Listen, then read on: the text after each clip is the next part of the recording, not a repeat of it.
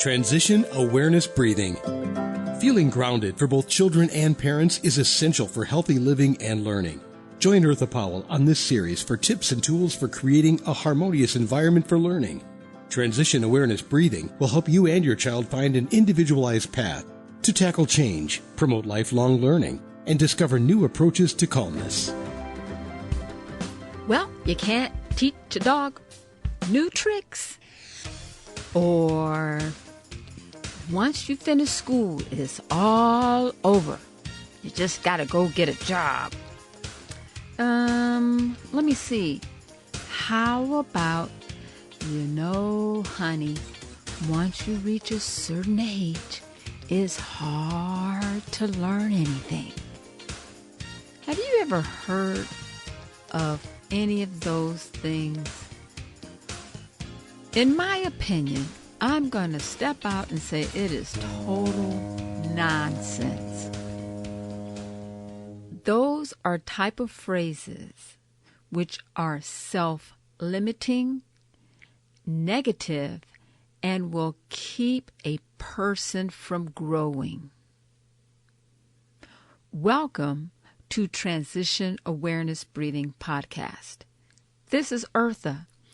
Thank you for dropping by and tuning in for another Transition Awareness Breathing Podcast. So I finished 4 series for you on Transition Awareness Breathing Leadership Positive Mindset Seminar. This is a bonus, and I'm making it a bonus because I think it is so important. Matter of fact, you could listen to this podcast first and then listen to the first podcast that I did on this series, because this is so important. So hang in there, join me for this exciting bonus Transition Awareness Breathing Leadership Positive Mindset Seminar. But before I get started, thank you, Web Talk Radio, for allowing me to have a platform to bring Transition Awareness Breathing Podcast to you. And thank you, Mary Lou and Sam, my producers, for making Transition Awareness Breathing Podcast available to my listeners and to my viewers wherever they are at. Let's get started. So I started with all those negative nonsense phrases. If you have ever heard those phrases, if anyone has even mentioned those phrases, if you've seen those phrases either in a comical way or in a non-comical way, or if someone even insinuated anything that communicates that learning stops at a certain point, and you know what? Let me just say, you are not a dog. So anytime anybody tries to refer to you as any kind of animal, set them straight first up and let them know that you are highly intelligent, you are highly motivated, and you are here to make a change. That's the first step out of the box, because we are talking about the leadership of ourself and our behavior. The first thing you need to know in this bonus series is garbage in equals garbage out. So we're going to get rid of the garbage and straighten up the concept of learning. Learning can be done at any age. When we're young, it's almost like an expectation. It's a social normality that occurs. And as time grows on, and it's because of limited technology, or let me rephrase that, it was because of the limited technology, certain stereotypes, metaphors began to grow to support that limited knowledge. If you can notice the advances in medical technology, if you can notice the advances in our educational delivery systems, you have proof already that learning can occur at any age. It must start with us, with you, and with me. So how do we start? How do we start changing the way we perceive learning? Well, the first thing I suggest is to know that our brains are very flexible. They just did not become flexible. They've always been flexible.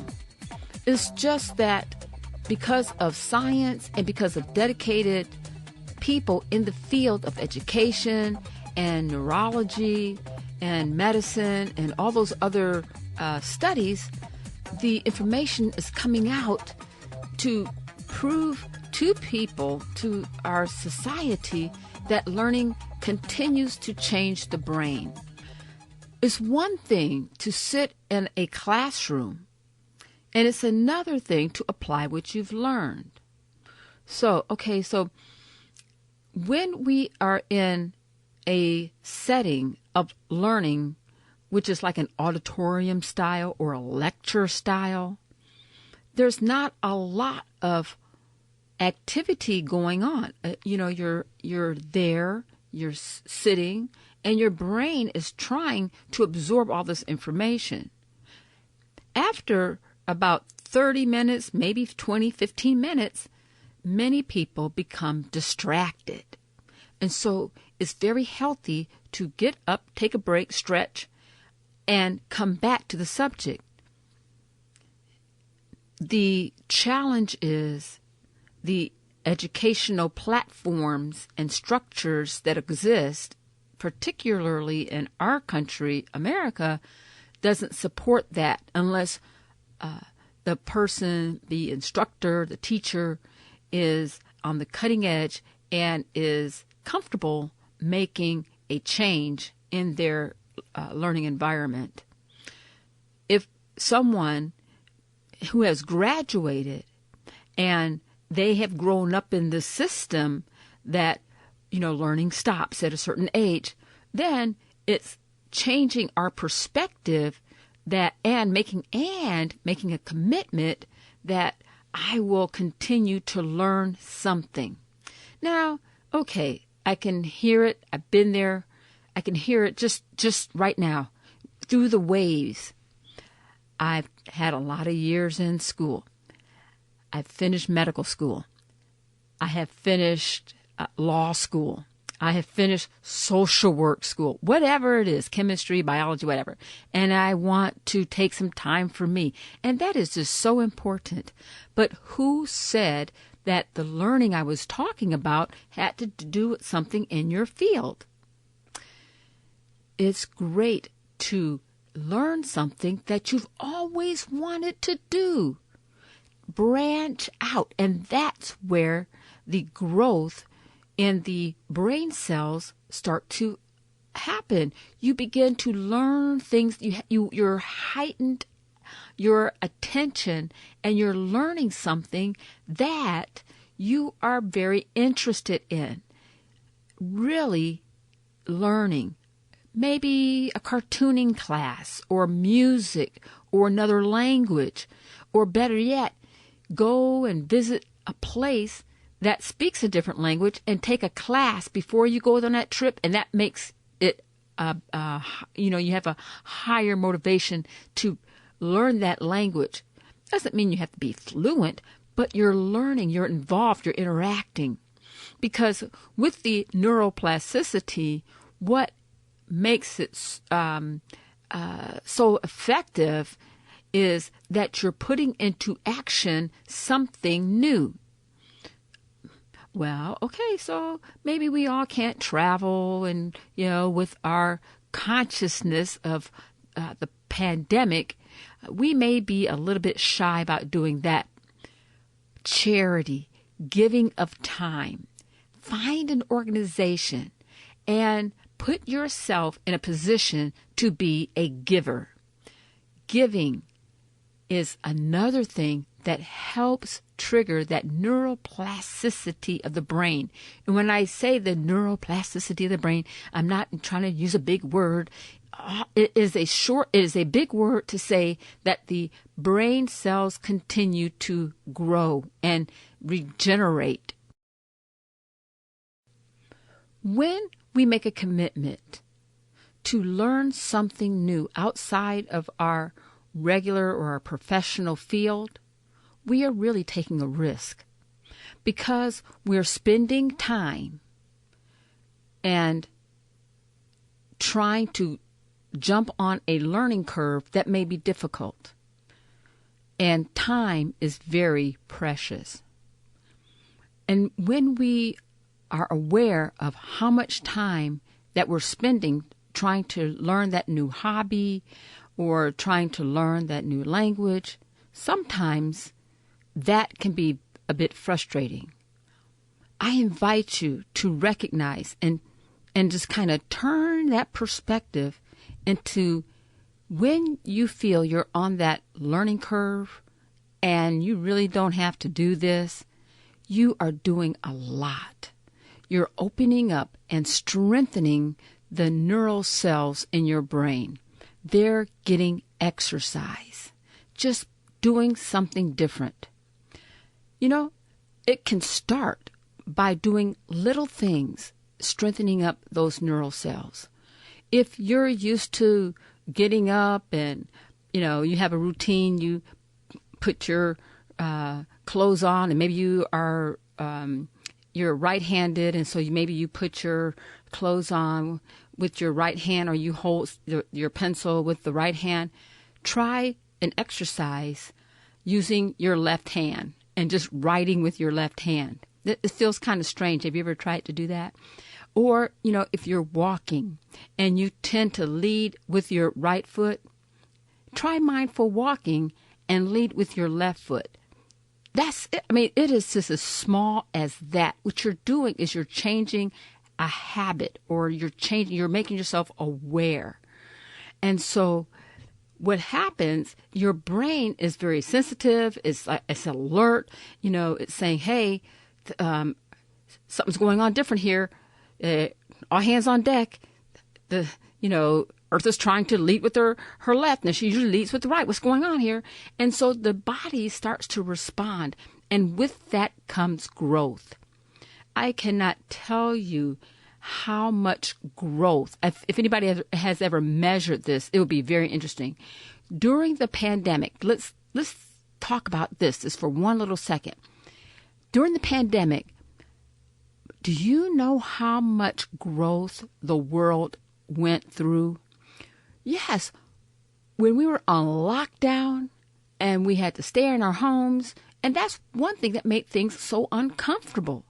We were sort of forced to do things differently. And through it all, as we're growing out of this pandemic, we're coming out with new skills. It's amazing. New skills. Some things would not have occurred if we did not go through that stress and structure. And some stressors that occurred, people who needed help mentally or physically, maybe they needed that help all along, but it just didn't come out, but it came out during that pandemic time. And so people are recognizing the type of help that's needed, either mentally or physically, educationally. These things began to manifest themselves during a stretch of stress. And so when we're learning something new, that is the time our body may respond to stress. And what can we do, my friends, when we are experiencing, we know that our body, the heart is starting to beat, our focus is starting to break, we're starting to get fidgety, we're letting ourselves get distracted. What can we do, my friends? Breathe. Come back to your breath. This is where the mindfulness and the meditation comes in to and the positive approach, positive words. First, breathe. Take a breath in your nose. Blow out your mouth. Tell yourself, okay, this is new. I can do this. And believe in yourself. Believe that you are able to learn a new thing at this time, at this second, at this moment. Because when we're learning something new, we're learning something new about ourselves. And when we reflect on what we have learned, it is such a positive power surge in our confidence. And I want each and every one of you all to have and share that positive power surge. Try it. Try taking that chance, taking that risk, making a commitment, and learn something new. Put yourself in a position to volunteer for an organization and help someone that needs help. Take a class and learn something that you can use and help others or help your family or your friends. It's a matter of doing. It's more than reading. I'm asking you more than just go read a book. I'm asking you to put forth effort and do something new, regardless of what your age is. And to my teenage friends, that means you too. I know you've got homework. I know you've got projects. But remember, even when you're in high school, the amount of creativity that you're building at this time is going to continue when you graduate, and you will graduate. You keep going. You graduate. You look at the goal ahead. Don't think of graduation as you've reached the top of the mountain and now we're going to stop. No, my friends, that is another step that you're going to take, right? Okay, well, thank you so much for joining me. I so appreciate you coming and listening to this bonus episode, and I look forward to talking to you again next time. Have a great day. Be sure and pick up a copy of Eartha's new book, Tab Mindfulness, Awareness and Coloring Activities in a Pandemic World. It's not just an ordinary coloring book. It features 23 illustrations to stimulate thought, relaxation, and creativity for anyone between the ages of 4 and 94. Increase your positive self-talk energy. Unlock new creative paths. Transform your time once or twice a week to create beautiful art while strengthening confidence, building positive self-talk, and sensitize self-awareness. Tab Mindfulness, Awareness and Coloring Activities in a Pandemic World. It's available now at Amazon.com.